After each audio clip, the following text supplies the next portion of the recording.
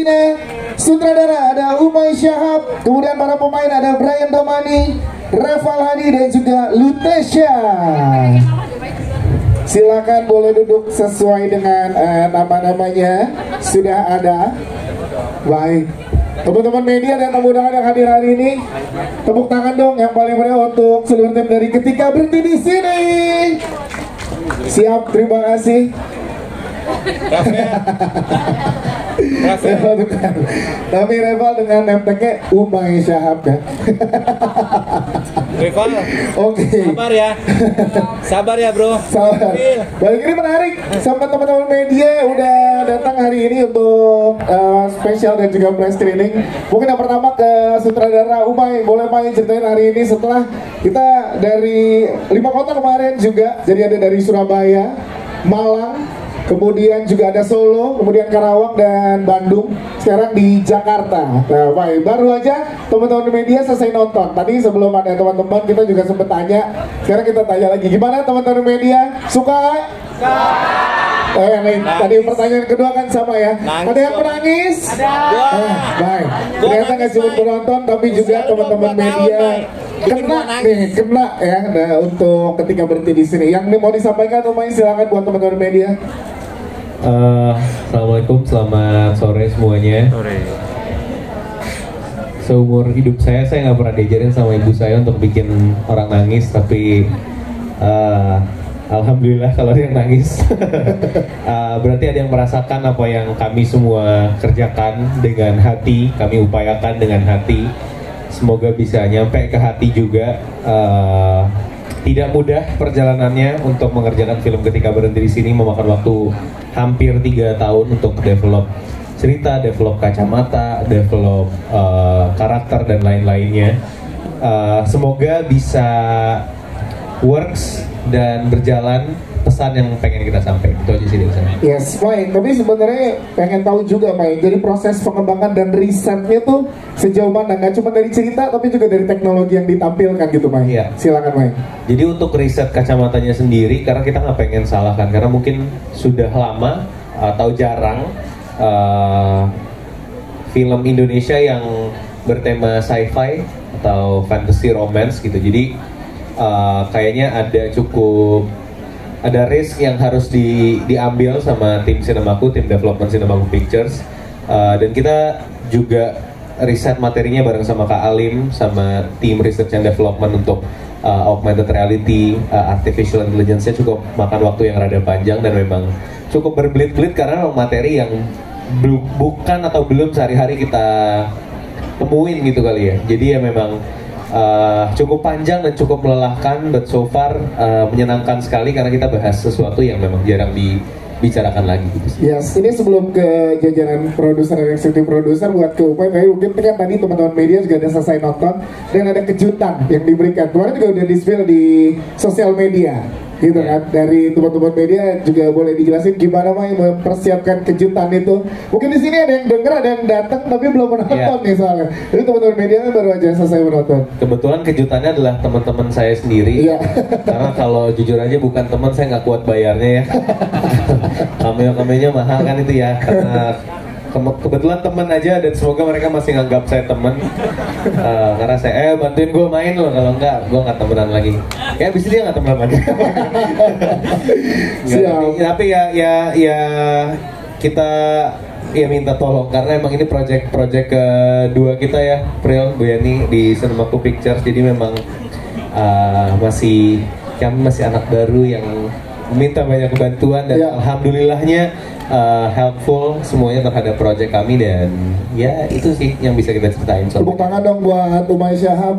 Kita ke Ibu Yani dan juga Prilly sebagai produser di sini, juga Ibu Yani sebagai produser dari Sinemaku Pictures. Tadi Umay sempat bilang ini baru project kedua film Kukerakau Rumah, kemudian ada Ketika Berhenti di Sini. Sebenarnya Sinemaku Pictures ini ingin membawa visi apa sih kepada ekosistem di industri perfilman Indonesia?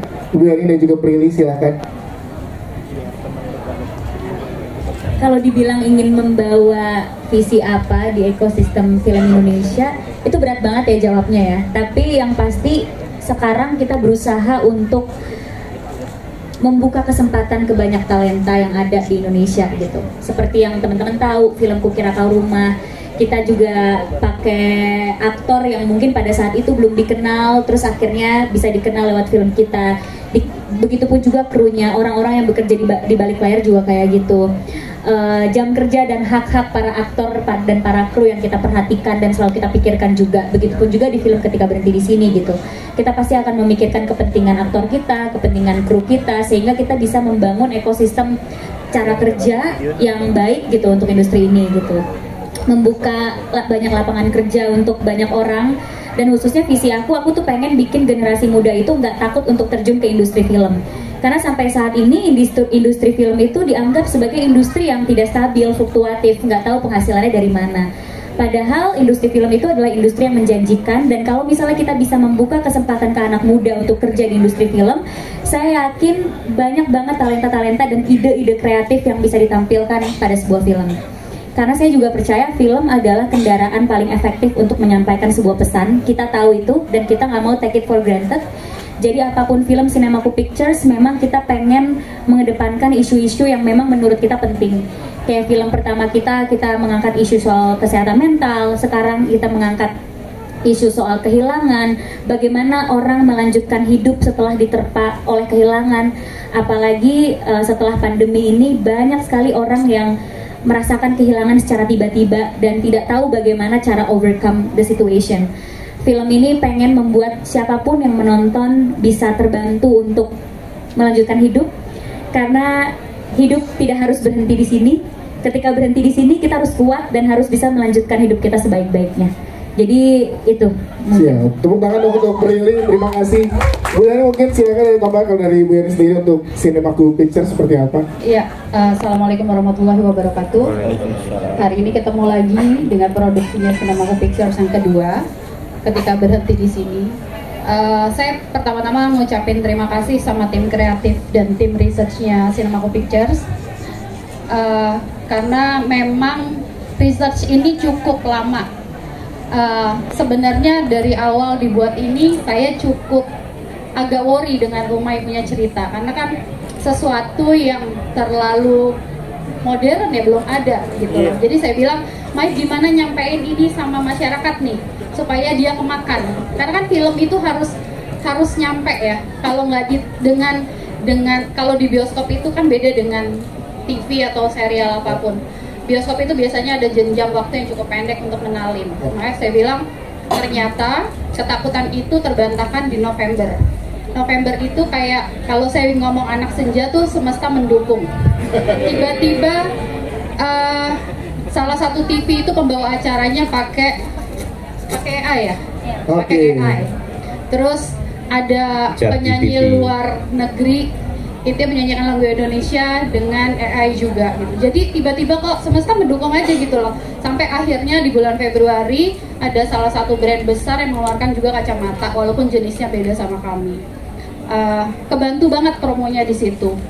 Akhirnya kita tidak bisa memungkiri bahwa ide-idenya Prilly dan Umay itu memang idenya yang memang relate sama anak sekarang yang dibilang Gen Z. Mungkin saya udah gen apa nggak tahu ya. Jadi saya bilang sama mereka, kita mesti ngakui bahwa regenerasi itu ternyata ada. Regenerasi itu dibutuhkan di dunia film karena mereka hidup di generasi yang sekarang sedang jalan. Gitu. Ketika Berhenti di Sini, sebenarnya kacamata itu pengandaian. Kalau banyak orang yang bilang pandemi itu kan 2 tahun ya, orang banyak banget kehilangan, dan selalu saya lihat pengen deh di mimpi itu didatengin ayah, pengen deh di mimpi itu didatengin ibu, pengen ngomong aja, karena di pandemi itu banyak banget orang yang tidak bisa ketemu saat meninggal. Jadi kacamata ini sebenarnya pengandaian mimpi, tapi lebih dispesifikasikan lagi bahwa ini bisa dibentuk dengan sosok, lebih sosok. Kalau mimpi kan kita nggak bisa nanti malam mau mimpi tapi dengan kacamata ini kita bisa bilang ya udah nanti jam 2 pengen datengin misalnya Reval Hadi, itu bisa di customize siapapun. Jam Jadi 2 Reval Hadi nggak jam 2 siang. Jam 2 siang, tidur siang. Ya, jadi pesan saya semoga pesan kehilangan ini nyampe ke semuanya. Untuk yang menangis hari ini adalah menangis bukan untuk merasakan kesedihannya, tapi semoga merayakan kehilangannya, karena kehilangan itu tidak selalu harus ditangisi. Banyak yang orang setelah kehilangan tahu bahwa orang yang meninggal ini melakukan sesuatu yang paling baik gitu, jadi banyak kabar baik gitu. Siap, terima kasih. Tepuk tangan dong untuk Ibu Eli.